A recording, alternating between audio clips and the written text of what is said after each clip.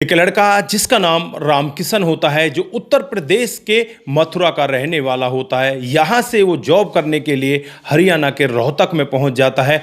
वहाँ पर एक वर्कशॉप में जॉब करने लगता है। लगभग उसे अभी जॉब करते करते 7 ही दिन बीते थे, तभी अचानक 5-6 लोग उस वर्कशॉप पर पहुंच जाते हैं और वहां आवाज़ लगाने लगते हैं कि रामकिशन बाहर आओ, हमें तुमसे बहुत ज़रूरी काम है। दोस्तों, रामकिशन जब ये आवाज़ सुनता है तो उसे ये आवाज़ जानी पहचानी लगती है और वो फिर अपने मैनेजर के केबिन के अंदर चला जाता है और कहता है कि साहब मुझे बचा लीजिए, ये लोग मुझे छोड़ेंगे नहीं। दोस्तों, मैनेजर कहता है कि तुम्हें इस बात की टेंशन लेने की ज़रूरत नहीं है, हमारे पास कई सारे गार्ड हैं, हम उन्हें अंदर आने नहीं देंगे और ना ही वो हमारे पास से तुम्हें यहाँ से ले जा सकते। लेकिन मामला क्या है दोस्तों, अब यहाँ पर जो वो लोग आए थे वो उस कंपनी के अंदर, वर्कशॉप के अंदर घुसने लगते हैं और सामने मैनेजर खड़ा हो जाता है। मैनेजर कहता है कि तुम भाई क्यों घुसते चले जा रहे हो? तो वो लोग कहते हैं कि हमें रामकिशन से मिलना है।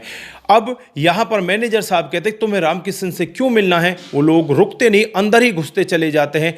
तब यहाँ पर मैनेजर साहब अपने गार्डों को बुलाते हैं। 5-4 गार्ड आ जाते हैं। गार्ड उन्हें वहीं पर गेट पर रोक देते हैं। तभी रामकिशन को भी बुला लिया जाता है। अब ये रामकिशन से कहने लगते हैं कि चलो तुम्हें हमारे साथ में चलना होगा और हम तुम्हारी शादी तुम्हारी प्रेमिका के साथ में करवाना चाहते हैं। जो दिव्या है ना, उसके साथ तुम्हारी शादी करवाना चाहते हैं। यहाँ पर ये रामकिशन डरता है, डरते हुए कहने लगता है कि साहब मुझे इनके साथ मत जाने देना, मुझे इनके रवैया के बारे में पता है, ये मेरे साथ कुछ गलत कर सकते हैं। जो मैनेजर साहब होते हैं कहते हैं कि यहाँ पर कुर्सी बिछाई जाए, इन लोगों को बिठाओ, बिठाकर फिर यहाँ पर आराम से बातचीत की जाएगी। पहले रामकिशन से पूछा जाता है कि रामकिशन तुम बताओ तुम्हारी क्या कहानी है? तो रामकिशन बताता है कि जब मैं +2 में पढ़ा करता था, मेरे साथ में एक लड़की पढ़ती है जिसका नाम दिव्या है। उसके घर परिवार वाले बड़े दबंग होते हैं।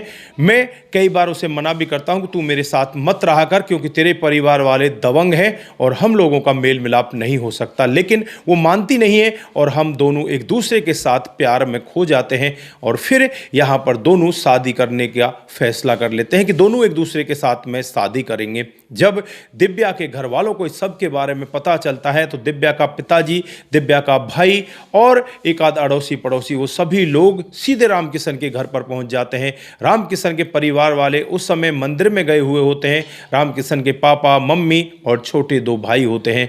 अब रामकिशन घर पर अकेला होता है। ये लोग रामकिशन को धमकी देते हुए कहते हैं कि तू हमें जानता तो है, तू हमारे परिवार के बारे में भी जानता है, हमारे रुतबे के बारे में भी जानता है। अगर तूने दोबारा दिव्या से बातचीत करने की कोशिश की तो तुझे इस दुनिया से विदा कर दिया जाएगा, तेरे घर वालों को भी नहीं बख्शा जाएगा, उनके ऊपर भी बहुत सारे जुर्म ढाए जाएंगे। दोस्तों, अब ये रामकिशन एकदम थर-थर कांपने लगता है और उनसे कह देता है कि आज के बाद शिकायत का मौका नहीं मिलेगा। उसके बाद जब इसका पापा घर पर आ रहा था तो रास्ते में जो इस ऑटो में ये बैठे थे, वो ऑटो बदकिस्मती से बदल जाता है और पापा का एक पैर तो पहले ही खराब था, दूसरे पैर में भी फ्रैक्चर आ जाता है।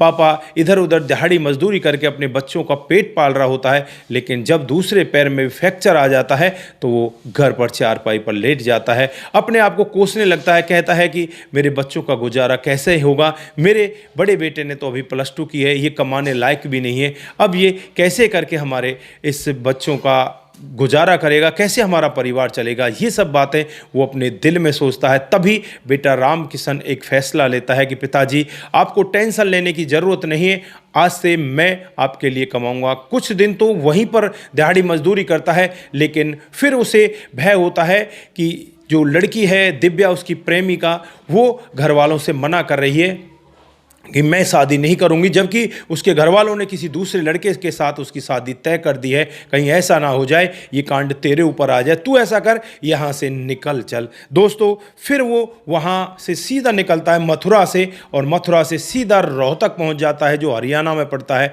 वहाँ पहुँचने के बाद एक वर्कशॉप में काम करने लगता है। डेली वेजेज पर वो वहाँ पर काम करता है। 500 रुपये उसे पर डे के मिलते।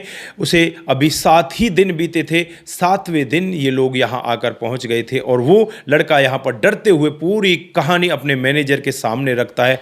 दोस्तों, इधर जो इस लड़की के घर वाले होते हैं वो कहते हैं कि तू टेंशन मत कर, हम तेरे साथ में ही दिव्या की शादी करवाएंगे। लेकिन ये लड़का डरता है, कहता है कि मैनेजर साहब मुझे वहाँ पर मत भेजना, नहीं तो ये मेरे साथ में कुछ भी कर सकते हैं।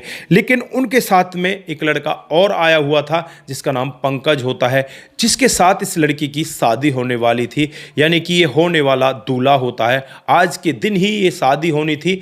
शाम के वक्त ये वहाँ पर पहुँचते हैं और जब सुबह की ये शादी थी तो शादी के दिन जब लड़की फेरों पर बैठती है तो फेरों पर बैठने के बाद ये लड़की ऐसे कह देती है कि भाई मुझे अब शादी नहीं करनी, लेकिन घर वालों के डर की वजह से वो बैठ जाती है। थोड़ी देर में ही वो चक्कर खा के ज़मीन पर गिर जाती है। उसके बाद यहाँ पर इसे आनन फानन में हॉस्पिटल में ले जाया जाता है। वहाँ जाकर जब डॉक्टर साहब चेकअप करते हैं तो कहते हैं कि इसने कुछ जहरीला पदार्थ खा लिया है, उसकी वजह से ऐसी हालत हुई है। लेकिन उसकी म्याद ख़त्म हो चुकी थी, जिस वजह से लड़की बच गई है और ये लड़की अब खतरे से खाली है। लेकिन 24 घंटे इसे ऑब्जर्वेशन में रखा जाएगा, तब तक ये हॉस्पिटल में ही रहेगी। इधर जो लड़का होता है पंकज, उससे बातचीत करता है। जब उसे होश आ जाता है तो पंकज से वो यही कहती है कि मैं किसी और से शादी नहीं कर सकती, मैं उसी लड़के से शादी करूंगी जिसके साथ मैंने प्यार किया है। दोस्तों, पंकज कहता है कि वो लड़का कौन है, फिर वो नाम बताती है कि वो रामकिशन है।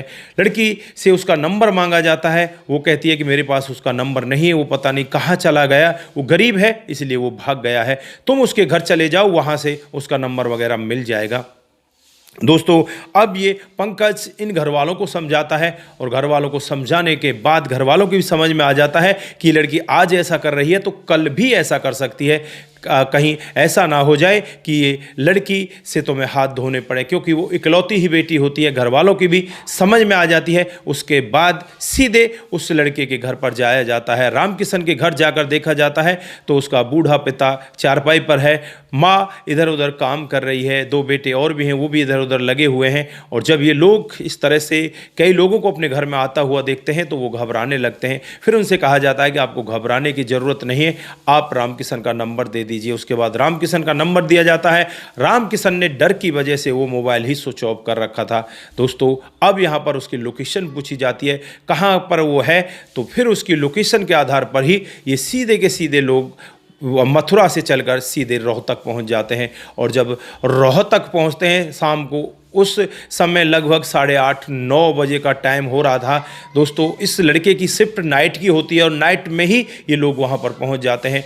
9 बजे जब ये पूरा वाक़या मैनेजर भी सुनता है और जो वहाँ पर वर्कर होते हैं वो भी सुनते हैं, तो वो कहते हैं कि ये लड़का ठीक कह रहा है, तुम उसके साथ में शादी कर लो, तुम्हारा जीवन संभल जाएगा, तुम्हें अब टेंशन लेने की ज़रूरत नहीं है। जिसके साथ में शादी हो रही थी वो दूल्हा खुद तुम्हारे पास आया है, तो इसमें ये समझो कि वो लड़की सिर्फ तुम्हारे लिए बनी है और तुम भी उसके लिए बने हो, तो इसलिए तुम दोनों जाकर शादी कर लो। दोस्तों, उसके बाद ये लड़का रोहतक से वापस सीधा अपने घर पर आता है और वहाँ आने के बाद अगले दिन बड़ी ही धूमधाम से इन दोनों की शादी कर दी जाती है। हालांकि लड़की की तबीयत अभी इतनी ज़्यादा ठीक नहीं होती, फिर भी अच्छे तरीके से इन दोनों की शादी हो जाती है। शादी होने के बाद ये लोग बड़े आराम से रहने लगते हैं। जो लड़की के घर वाले होते हैं वो इस लड़के को एक बिजनेस करवा देते हैं, उसमें थोड़ा सा पैसा इन्वेस्ट करते हैं। हालांकि बाद में वो लड़का इनके जितने भी पैसे लगे थे उन पैसों को वापस कर देता है। आज उसका खुद का बिजनेस बड़े अच्छे से चल रहा है। दोस्तों, आज जो लड़का लड़की हैं दोनों बड़े खुश हैं। इनको 2 बच्चे भी हो चुके हैं। ये मामला साल 2015 का होता है, आज 2026 है। 11 साल इस मामले को हुए बीत चुके हैं, लेकिन ये कहानी आज भी जिंदा है। हर किसी के जुबान पर यह कहानी आती है, क्योंकि यहाँ पर एक लड़की ने यही कह दिया कि मुझे बस उस लड़के के सिवा किसी दूसरे लड़के को देखना ही नहीं है, मुझे उसके साथ ही शादी करनी है। अगर मैं उसके साथ शादी नहीं कर पाई तो मैं यहाँ पर नहीं रहूँगी, इस दुनिया से विदा हो जाऊँगी। लड़का डरता है, लेकिन लड़का भी उसी से प्यार करता है। उसने भी यही ठान लिया था, अगर शादी होगी तो मेरी उससे होगी, नहीं तो मैं भी शादी नहीं करूंगा। लेकिन भगवान ने इनके सच्चे प्यार को मिला दिया, इन दोनों को एक जगह लाकर ऐसे मोड़ पर मिला दिया। आज ये दोनों के दोनों खुश हैं। हालांकि लड़का डर रहा था, उसे लग रहा था कहीं तेरे साथ में कुछ गलत ना हो जाए, लेकिन परमात्मा ने कुछ ऐसा कर दिया जिसकी वजह से ये दोनों के दोनों एक दूसरे के साथ हो गए। तो दोस्तों, ये थी आज की कहानी, जिसमें इस तरह से एक लड़का और लड़की एक दूसरे को प्यार करते हैं और फिर इस तरह से वो मिलते हैं। पूरी कहानी आपने सुनी है। अगर आप लोगों को ये कहानियाँ अच्छी लगती हैं तो हमें मोटिवेशन देने के लिए इन कहानियों को ज़्यादा से ज़्यादा लोगों के साथ में साझा करके जाइए, जिससे कि हमें मोटिवेशन मिलेगा और हम अच्छी अच्छी कहानियाँ आपके साथ दोबारा से लेकर हाजिर होते रहे। तो दोस्तों आज के लिए बस इतना ही, फिर मिलते हैं किसी नए मोड के साथ। तब तक के लिए आप अपना ख्याल रखें, परिवार का ख्याल रखें, सतर्क रहें, सावधान रहें। दोस्तों हमारा एक नया APS न्यूज़ 3.0 फेसबुक पेज हमने बनाया है, उस पर अभी हमारे बहुत थोड़े से फॉलोवर हैं। आप लोग वहाँ पर अगर हमारे साथ में इसी तरह से जुड़ेंगे तो वहाँ पर भी फॉलोवर ठीक ठाक हो जाएंगे, जिससे कि हमारा वो पेज भी चल पड़ेगा। आप लोग हमें सहयोग ज़रूर करें, जिससे कि हम आगे भी आपके साथ अच्छी अच्छी कहानियाँ लेकर आते रहें। आप सभी का बहुत बहुत धन्यवाद। आप सभी सतर्क रहें, सावधान रहें, रिश्तों की अहमियत को ज़रूर समझें। नमस्कार, जय हिंद, जय भारत।